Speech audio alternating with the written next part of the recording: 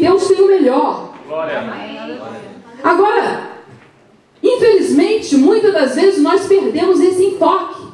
E foi isso que aconteceu com o povo, com aqueles 10 espias. Aqueles 10 espias, foram 12 espiar a terra, mas 10 espias perderam totalmente o enfoque deles naquilo que eles tinham que ter. E o que nos leva muitas das vezes a perder esse enfoque? É como eu acabei de falar aqui, é por muita ênfase no problema.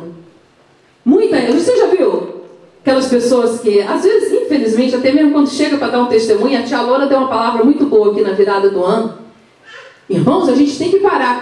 Se tem uma expressão que eu não aguento, sinceramente eu não aguento ouvir, é quando uma pessoa chega e fala assim: irmãos, mas a vida de crente é muito difícil. Irmãos, que vida de crente é difícil? Pelo amor de Deus.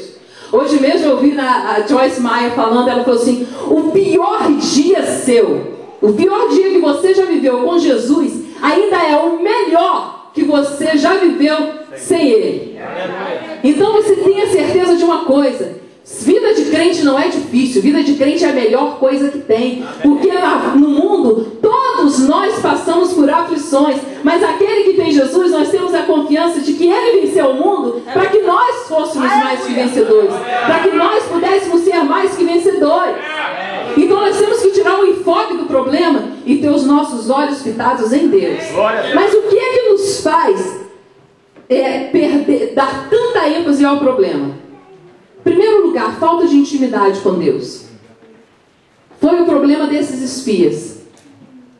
Ali no capítulo 14, no versículo 22, na verdade, esse problema, muitas das vezes a gente passa essa passagem bíblica e diz que esse foi o motivo pelo qual o povo não entrou na terra prometida. Esse não foi o motivo pelo qual. Esse foi simplesmente a gota d'água que bastou para Deus se irar totalmente com eles e não deixá-los entrar na terra prometida.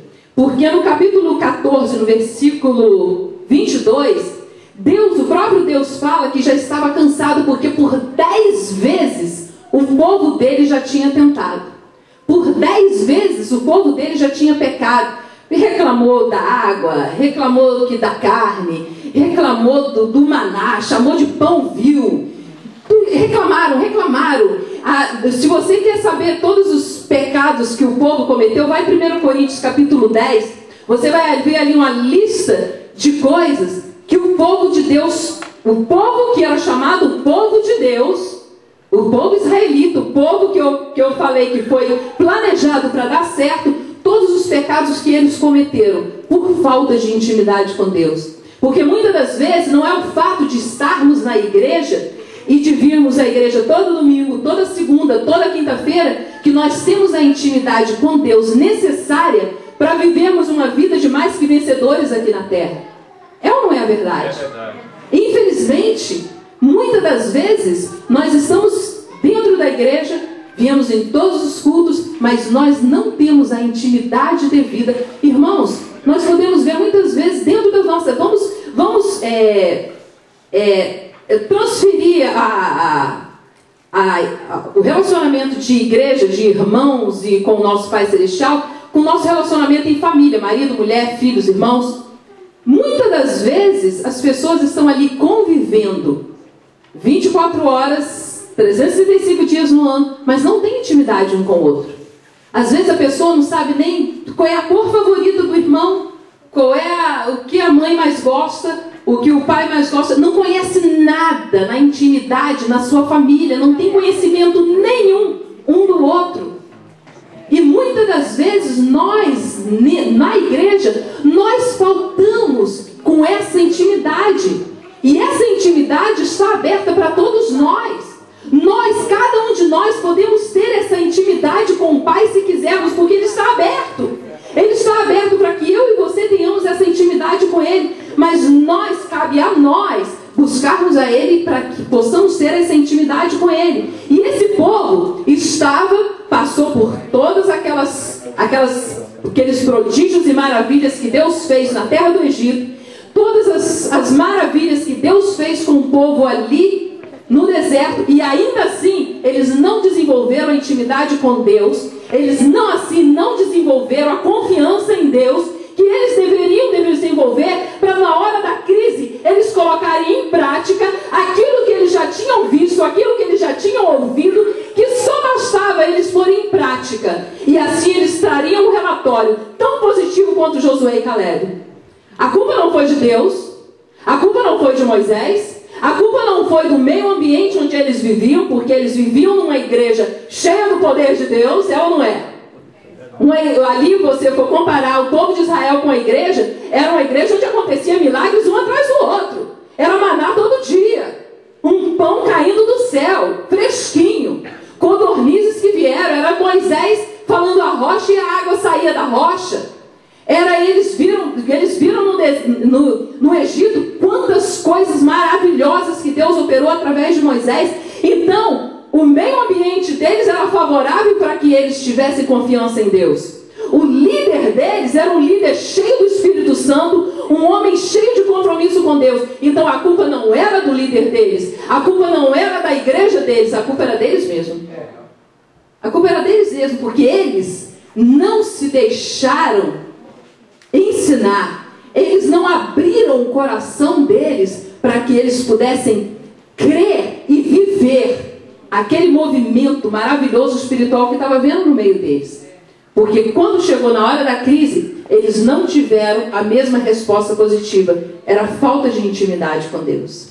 Outro erro que eles cometeram foi muita intimidade com infiéis. A Bíblia relata que quando o povo saiu do Egito, saiu no meio deles uma mistura de gente. Em algumas traduções fala mistura de gente, em outras traduções fala o vulgo, que era aquele povo que não era israelita, mas que estava ali no meio dos israelitas. Aquele povo, se o povo de Deus, se os israelitas, eles já tinham sido grandemente influenciados pela cultura pagã do Egito, porque em pouco tempo que Moisés estava no Sinai, eles já quiseram fazer um bezerro de ouro para eles adorarem. Significa que aquela cultura pagã idólatra do Egito estava entranhada dentro deles. Por mais que eles continuaram observando a lei de Deus, por mais que eles continuaram observando e tentando adorar a Deus da forma deles, eles se deixaram influenciar e muito pela cultura do Egito. Mas ainda pior é porque eles ainda permitiram que aquele povo, que aquela mistura que não tinha conhecimento nenhum de Deus, estava ali no meio deles e permitia que esse povo ficasse falando demais. Porque tiveram situações que era esse povo que se levantava contra Moisés e contra a liderança, e aí o povo ia todo atrás deles, ao invés de ouvir Moisés, ficava ouvindo esse povo. Muitas das vezes, irmãos, e quando eu estou falando de ter muita intimidade com infiéis, eu não estou nem simplesmente falando de você ter muita intimidade com os ímpios que estão ali fora, o que é muito ruim, mas eu estou falando de você, muitas das vezes, dar ouvido demais, até mesmo aquelas pessoas que estão dentro da igreja, mas que quando vão te dar uma palavra, só te dão uma palavra de derrota, só te dão uma palavra de murmuração, só te dão uma palavra de crítica. Então, quando você estiver convivendo com uma pessoa assim, e você não tiver condições de influenciá-lo, para que ele possa mudar de vida, e passar a viver, e a declarar o que a palavra de Deus declara, se afasta. Porque a sua convivência com pessoas assim, vão te fazer a ficar pior ainda mais. Então nós temos, a Bíblia diz em 1 Coríntios capítulo 15, versículo 33, que as más conversações corrompem os bons costumes. Então, se alguma má conversação está corrompendo os seus bons costumes, está corrompendo a tua fé, está corrompendo a tua confiança em Deus, está corrompendo aquilo que você sabe que é o certo, que é o que Deus tem para a tua vida, está te quebrando a tua fé quando você chega e vai comentar com uma pessoa uma dificuldade que você está vivendo no seu casamento, e ao invés daquela pessoa te colocar para cima e te dizer, não, você está vivendo essa situação, mas Deus é maior, pode crer, porque se você obedecer, se você ficar com os teus olhos fitos no céu, em Deus, na sua palavra, se você obedecer o que a palavra de Deus diz, a mudança será realizada no teu casamento, na tua vida, na tua saúde. Se ao invés disso, essa pessoa te colocar para baixo e começar a colocar mais lenha na fogueira, como a gente diz no Brasil, saia. Porque essa pessoa simplesmente vai contribuir para no dia mau, no dia da adversidade, você ao invés de